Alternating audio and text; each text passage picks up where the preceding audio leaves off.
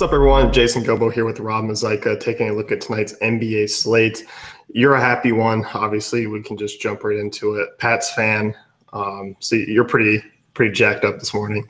Oh, it's a great day to be alive. Patriots won last night. It's Hernan Gomez Day. It's a great day in the life of Rob today. I'm jumping into Vegas totals tonight. You and I are pretty much off of the same game. San Antonio, Memphis, not really that intriguing, but Utah, Atlanta is probably the one that I'm just all out fade on. Same here. There's really no one I have interest in that game and the San Antonio Memphis game. There's 11 games tonight, so there's tons of players that you can pick from. There's tons of value.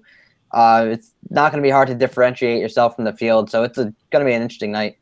Yeah, definitely. And I think, obviously the big ones, you like the Knicks and Lakers, Pelicans, Suns, Cavs, Wizards are the big ones that I'm looking at. I like Dallas and Denver. Dallas is projected for about 8 more points than what they score per game. And obviously Denver and, games in Denver have been really high scoring this year. Yeah, Denver plays at a very pretty fast pace, especially in Denver. And Dallas, they've been looking really good lately. I think they've won, 5 out of the last 6 or 6 of the last 7, something about like that. But they really turned it around lately with the injury to Darren Williams, surprisingly, addition by subtraction. And they're just looking well, and that game could actually be a high-scoring one. Yeah, definitely. I mean, and there's a lot of value in that one that we'll kind of get to. In that point guard here, we'll start from the top and kind of run down. Obviously, Westbrook, John Wall, kind of the go-to options. I like Westbrook a lot, actually, tonight. I love Westbrook tonight. It's a great spot for him. I wrote him up in the GPP article today. He's still probably going to bring, 17 to 20% ownership, but he has the highest upside in the board of pretty much everyone. He's priced up, but like I said, he can score 100 fantasy points on DraftKings. It's crazy. And I like the Wall to kind of pivot him if you're paying up a little bit, just because Wall has shown some pretty good upside of late. And if Westbrook kind of has one of those games where, obviously – we don't think 50 fantasy points is a bad game, but if he does get that and Wall can get that at the same price or a cheaper price tag, I don't mind him. I don't mind him either. The only problem I have with Wall is that in order to have these upside games, he needs the steals to go along with it. Otherwise, he's just going to hit his value or be right around it. And I don't see Cleveland really turning the ball over like crazy. Yeah, I mean, you look at what he's done of late. I mean, the steals really had to be there. 5 steals in his last game. But, I mean, if he's dropping 24, 13, and 3 with even 2 or 3 steals from what he's averaging this season, I don't mind him. Yeah, and especially if Irving's out, I have a lot of interest, though. Yeah, definitely. And then I kind of skip down. I mean, not really on Kyle Lowry. I feel like the price is a little bit higher. I like the guards from that Phoenix and New Orleans game quite a bit. Same here. Bledsoe, he's really expensive on FanDuel. Prices cheaper on DraftKings, so he's really only in play there for me. But the matchup with New Orleans, we've seen point guards go off against them all year, and it's another spot where Bledsoe could just carry this team.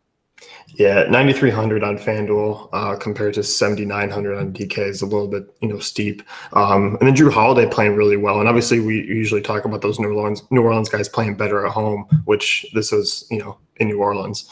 Yeah, it's a great spot for Holiday. Like you said, they're better at home. Phoenix is 26th at defending opposing point guards.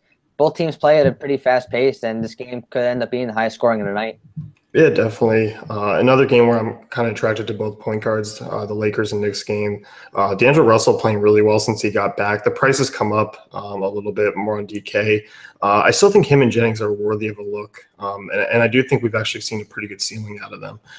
Yeah, they're both worthy of a look. The thing is, it depends on what's going to happen with Derrick Rose. If he's in, it's going to be really tough to pick a Knicks point guard just because you don't know the minutes. But D'Angelo Russell's looked great since coming back from injury. The Knicks, they've given up some big games to point guards this year, and Russell's just been balling. Yeah, I mean, 3 straight games have been really solid, and that's kind of taken away from some of the guys that are, on the bench for the guard situation with LA. Deron Williams doubtful tonight. Yogi Ferrell coming off a monster game. Obviously, I don't expect him to shoot 9 of 11 again from 3, but I mean, this guy has actually proven that he can play and be a solid fantasy producer. Yeah, he's played at least 37 minutes in his last 3 games. I'm a little upset the Nets cut him at this point just because, it's the story of the Nets. But besides that, Yogi Ferrell, it's a great matchup with Denver. They gave up big games to point guards. His price is creeping up, 5,600 on FanDuel. Might be a little high for me with the ownership he's going to carry, but he should still at least hit his value or come close. Yeah, I think so. And I'm just not attracted to a lot of the point guards that are around that range. George Hill, not really looking at Austin Rivers, Schroeder. I think just because he's more the attractive option. If it was a different slate where we had some different guys in good spots around that price, maybe I'd be off of them. Yeah, my only concern, like I said, is the ownership. If I'm going to someone else lower, I'd go to Raymond Felton just because he's a safe bet for at least 25 fantasy points. Should get about 30 minutes in this matchup with Toronto. And Lowry's actually given up some big games to opposing point guards this year, surprisingly. Yeah, definitely. I mean, Toronto's defense really isn't as good as it used to be. And if Moutier sits, I mean, Jameer Nelson back down to a 4,500 price tag on DK, he would kind of stand out as a pretty good value. Same here. So one guy I do have a little bit of tournament interest in. If I'm building 20 lineups, I might toss in MCW in one if Butler's out, but nothing more than that. Yeah, he's coming off a career game, 23 points, 9 rebounds, 6 assists. Good matchup with the Kings. They give up to a couple big games too. It's just he's a bad player. Yeah, I mean, you just got to hope for the absolute best with him if he's actually on. But more times than not, he's a low floor player. Yeah, he's a cheap price and definitely a tournament play. Yeah. I'm going to shooting guard. DeRozan questionable again tonight. I'm kind of off of the Powell situation anyway. So I think regardless, if he plays, if he doesn't, I'm just kind of off that situation. Same here. Clippers, I mean, they're a little worse defensively without Chris Paul, but Powell's price is getting high. He really hasn't really shown his upside in his last 4 games. The one game he did hit his upside, it was against New Orleans, which he's expected to. But in games against the Nets, Celtics, and Magic, he really let a lot of people down. Yeah, we haven't really seen that kind of that good floor and ceiling from him like we did, before DeRozan was out.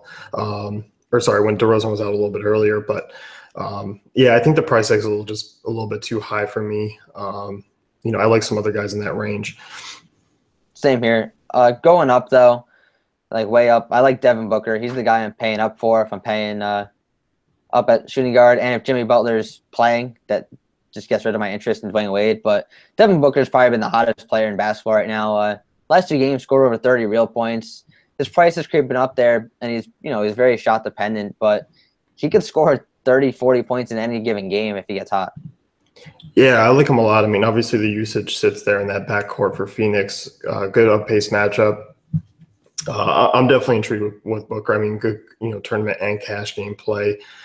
Going down a little bit, Seth Curry's a guy that I'm going to roll out there. More of a DK play for me at 5,900, and a great matchup. I mean, Denver really struggles against shooting guards. I agree. More of a DraftKings play. I mean, 6,000 on FanDuel is not a bad price for him, but I really just can't see him scoring 40 fantasy points tonight against Denver. He could do it, but there's just better options at his price point on FanDuel. Yeah, I think so too. And I don't mind some of the guys that are a little bit cheaper, like Jamal Crawford. I don't mind Nick Young. I know you wrote up in your GPP article, which I like a lot because he's going to get you 12 or he's going to get you 30. There's no middle ground with him. Yeah, he's the perfect GPP play just every single night. You've seen it. Look at his if you open up his game logs, look at his last 3 games. He had 32 against Denver, 8 against Washington, and 30 against Boston. It just shows like if he's hitting his shots, he's gonna have a good game. That's pretty much what it comes down to him. He doesn't do much of anything else other than just shoot like crazy.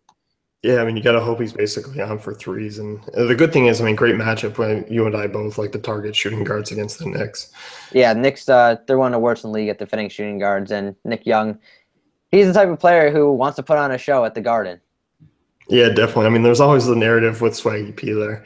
Yep. So outside of that, I mean, I didn't have a lot of interest. I mean, Wes Matthews, I don't mind. I like that Dallas backcourt, really all 3 of them. Same here. All 3 of them are in play for me, Yogi, Matthews, and Curry.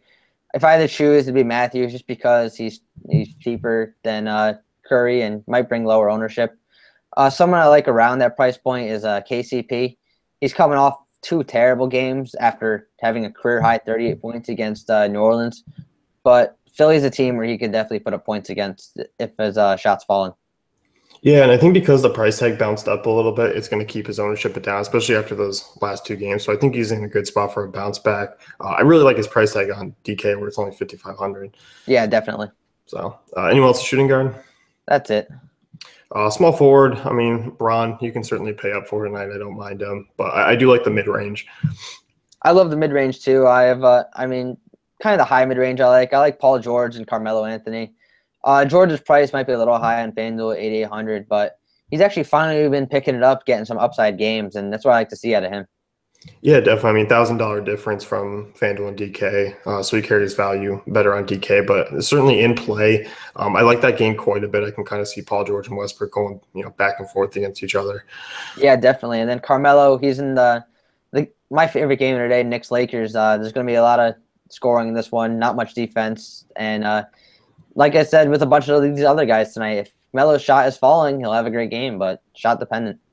Yeah, it definitely is. And I mean, for me, I keep going down. Wilson Chandler's a guy, and Harrison Barnes, both small forward that I like quite a bit. Just because that game, I mean, high total there. Outside of Jokic, there's no one really overpriced at all. Yeah, I love Chandler with Gallinari probably out tonight. He's just he slots right in there. And with Jokic, you never know with the minutes right now because he's been playing injured or sick or whatever it was. But Chandler, he could definitely score 50 fantasy points in a game. We've seen him do it before. And Dallas, over the season, they haven't been a great defensive team. I mean, they've been better of late, but it's still a spot where Chandler could have a good game. Yeah, I mean, Dallas usually it's just more of a pace thing than anything, but they'll have to pick that up playing Denver at home. A couple of, cheaper ones. I don't mind Matt Barnes. Obviously, better play on FanDuel. He's 4,900 on DK, but FanDuel, I mean, he's just kind of a plug and play value at this point. I agree. I'm shocked his price went down after scoring almost 34 fantasy points against the Warriors. That makes no sense to me. He's 3,800. The matchup with Chicago is not great, but he's going to get you probably around 30 minutes tonight. He's 3,800. He's been the plug and play value at Rudy Gay out. Yeah, and the Suns guys I have interest in too. Tucker, I feel like, is a safer option, just because Warren is a little bit more scoring dependent, but I don't mind either of those guys. Warren's just probably more of a tournament swerve off of Tucker. I don't mind either. Yeah, Tucker, he's the more sure thing. He's probably going to get like 35 minutes in this game. But we've seen Warren come out and just completely ball, especially in these last two games. He's gotten 36 minutes. Almost 30 fantasy points in both games, and he's only 4,200 on FanDuel, so he's a great play at his price, just tournament only because of his inconsistency. Yeah, definitely. And outside of that, I mean, Marcus Morris, we kind of glossed over. He's a guy that we're both looking at. For me, I mean, I don't mind him in cash games, but I think more I'm going to lean towards GPPs. I'll lean towards tournament too. We've seen his floor about 15 fantasy points, and in cash games you want a higher floor from your players. But his last two games, he's had 35 and 46, two big games. It's against Philly. It's another spot where he could have an upside game. Yeah, definitely. Outside of that, I mean, I'm not really looking at many other guys. Andrew Wiggins I have a little bit of interest in. More on DK, though, because he's 7,100. He picks up a little bit more usage with Levine out this year. Yeah, Levine had that unfortunate torn ACL. It's sad to see him out the year, but Wiggins will pick up the slack with that. Rubio, Towns, the whole team will pick up his usage. One last guy down at the bottom on FanDuel, CJ Miles. He's 4,100. He's going to garner decent ownership. I personally won't be on him, but he's a safe bet for at least 18 fantasy points every time out. Yeah, and with Thaddeus Young, they'll run him out maybe a little bit more than usual. He's a guy, the shot's not falling. You're probably going to get a dud in that lineup. Yeah, definitely. I've gotten terrible scores from him before, but we've seen games here and there where he could show 30-point upside. It's shot dependent. Yeah, and I like the total in that game, so I don't mind taking shots with value there. Yeah, definitely. Power forward, quite a bit of options. Finally, I feel like power forward's been a rather weak position over the last week or so. But I like paying up here. I like some guys. I like Griffin, and I like Anthony Davis quite a bit. I love Anthony Davis tonight. This game's great. The game's at home for him, where he averages about 8 more fantasy points. The Suns, they're 24th in the league against power forwards and 26th against centers. So Davis plays both the positions, and they just really don't have anyone with the size to match up with him. No, they don't. I mean, this is a game where we really expect him to just kind of dominate. And I think we can talk about, Jokic, power forward on FanDuel, 10-9, super expensive. I kind of rather just pivot to Davis or go down. I can't do it on FanDuel. Davis is only 400 more. And then Davis's price on DraftKings, just to go back on Brow, it's insane. Like, I'd play him in cash at that price. It's crazy. Yeah, 10-3 is a nice one. And same thing with Jokic. I mean, I think he's a good GPP play on DraftKings because he's 9K. So you do get a little bit more discount on that site.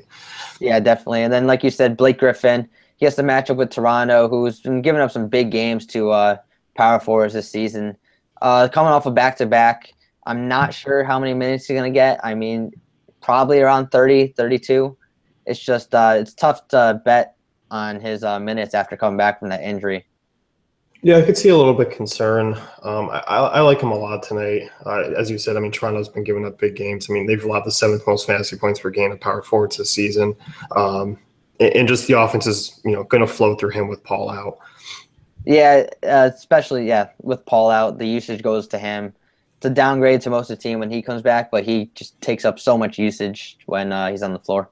Yeah, definitely. And I like Kevin Love coming off a big game. I like him a little bit more on FanDuel where the price is down a bit, but he's in a really good spot against Washington tonight. Probably my favorite Cavs player, actually. Yeah, power forward is the weak spot for the Wizards defense. They're 27th at defending the position. Kevin Love, he's actually been playing pretty well of late. He had the 40 fantasy point game. He had the one bad game against the Thunder, but I think got hurt in that game. But, I mean, he's been shooting the ball well, rebounding the ball a lot. 15-plus rebounds in 3 out of his last 5 games. He's been very active with all the trade talks looming, and he wants to play well right now. Yeah, definitely. So I like him quite a bit. I don't mind Markieff Morris in that same game as a GPP play just because his price is down just a little bit on DK. Him and Porzingis kind of both attractive GPP options. I agree. Morris, he's very volatile. So is Porzingis right now. It's just I'm not sure if Porzingis is fully healthy, but this matchup's great for him. I might take a shot or two on him on FanDuel where he's 6,600, but I don't have a ton of interest in him. Yeah, I think so too. I mean, it's just going to be more of 1 in 10 lineups at this point. Yeah, it's just I'm not sure about his health at the moment. Yeah. Ursan Ilyasova, with Embiid out, he's been a guy who I don't mind to plug and play. I think the matchup's actually better than what it shows on paper. I'm not really saying that Detroit's a strong defensive front court. I agree. And I saw a stat the other day when Philly's underdog on the road and Embiid is out, Ilyasova averages like 5 points more than his value on FanDuel, which is pretty alarming. I mean, Embiid's out tonight. They're on the road and they're underdogs. So, I mean, it's a perfect storm if you're going by that trend. He's a safe bet for about 5X, and he's got upside. Yeah, I mean, he really does, and we've seen that, and he's been pretty safe. And I think out of that range, I mean, I'm not really excited about a lot of these guys. I mean, Randolph, Julius Randle, James Johnson, just all kind of off of tonight. Yeah, same here. The only other people I have interest in the position are way at the bottom, and that's Marquise Chris, and then a little bit in Lavoy Allen with the injury to Thad Young. Yeah, definitely. And I don't mind John Lure in a stars and scrubs sense. He's been picking up more of the minutes than Tobias Harris has of late, and obviously it's a good matchup as well. Yeah, the minutes are really trending down for Harris, and they're trending up for Lure. So it's starting to look like that Van Gundy prefers to use Lure. Yeah, definitely. And if there's any news that Randall does get a downgrade tonight, I have a little interest in Larry Nance, but that's probably not going to be the case. Yeah, I think Randall will be good to go in this matchup, but you just never know. Yeah, definitely. Center, and I don't think we need to say much about this one because we know where you're headed. But we'll start at the top. I mean, obviously, I think Cousins dropped a monster game on Chicago. His usage and just ability to play is just unmatched by any matchup. Yeah, Chicago really doesn't have anyone to contain him. Robin Lopez, I don't think he could do it. I don't think Taj Gibson could do it. Without Jimmy Butler, that just helps Cousins if Butler's out with that heel injury, which really pissed me off on Friday night. I bet Rondo kicked him so he could play more. But Cousins with Gay out, huge usage player. Price is up, but his production has been crazy, about scoring over 60 fantasy points in like 5 of his last 7 games. So he's in a great spot. Yeah, I like him quite a bit. And I mean, I really kind of take a big jump down. I mean, I don't mind Drummond on DK. Obviously, we saw what Whiteside did in 26 minutes. I mean, Drummond's a guy who rebounds well, and I could easily see kind of another monster game coming. I like Drummond, but tournaments only for me. Yeah, there's better, cheaper centers to really target. I mean, we'll get to a couple, but, I see a lot of guys here with 30, 40 kind of fantasy point potential here that are really in that 5 to 6K range. Yeah, and then one thing I want to touch on real quick, Miles Turner is questionable. And if he is out, Lavoy and Allen is just a plug and play. And then Al Jefferson will get some more minutes without Turner out. But I think Allen's going to get the run if he's out of the game tonight. Yeah, definitely. So, I mean, that could be huge to keep track on with Young already out there. Yeah, definitely. But like you were talking about before, this mid-range, I like Steven Adams in that matchup, especially if Turner's out. I mean, who's going to stop him? Yeah, Indy's already not a good rebounding team as well. I mean, you can kind of see Adams going in. And this is a guy we've actually seen a pretty good ceiling out of him at times. We've seen, 35 plus fantasy points in 3 of the last 6 games for Adams. So I don't mind him actually at all. I don't either, especially with Cantor out. Yeah, definitely. So he's going to suck up a lot of minutes. And then obviously Hernan Gomez, Noah out. You must be 100% on him tonight. Every lineup. All in. 100% all in. I mean, ownership's going to be higher than I want it to be. A crazy tournament play would be to actually play Kyle Quinn and hope Hernan Gomez gets a foul trouble or something. That would really put you ahead of the field. But Hernan Gomez, it's my guy by now. He's baller. Hernan Gomez is what I call him. Huge fantasy points per minute player. He's going to get over 30 minutes tonight. He's only 5,300 on FanDuel. Like, he's lock and load for me. Yeah, I like him. And the matchup doesn't really get any better as well. I mean, Lakers, poor interior defense. He should be able to eat. Yeah, as long as he doesn't get in foul trouble. But I don't expect him to because no one in the Lakers draws fouls. No, they don't. I mean, they're an outside jump shooting team. Tyson Chandler, I like quite a bit tonight. I like him more on DK because I do like rostering multiple centers between him, Hernan Gomez, and Adams. But, I mean, this is a guy who's averaged 13 and 19 against New Orleans in 2 games this year. They're not a good rebounding team, bottom 5. They're also bottom 5 fantasy points allowed to centers.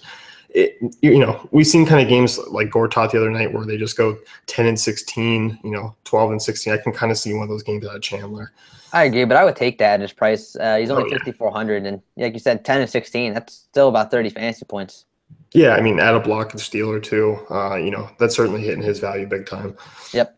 So outside of that, I mean, I'm kind of off of guys like Gobert, Jordan, Howard tonight. Gasol is a little bit overpriced for me. Same here. I really only have a major interest in, Hernan Gomez. Yeah. Why even go this position with you? We know where you're at. Yep. So that's gonna wrap things up here. I mean, who do you guys your highest score? I feel like there's a lot of interesting guys you can go with tonight. I'm gonna go Brow. I think he's the highest scorer tonight. Yeah, I think so too. I wish I could differ with you, but I really think that's going to be the case. I mean, if Cousins can reproduce, what he did against Chicago last time, that wouldn't surprise me either. Yeah, as long as Davis, he doesn't fall walking on the floor or something, break a leg, who knows. Best point per dollar play tonight, Hernan Gomez. Yeah, I can't disagree with that. I can't go off anyone else there to be different.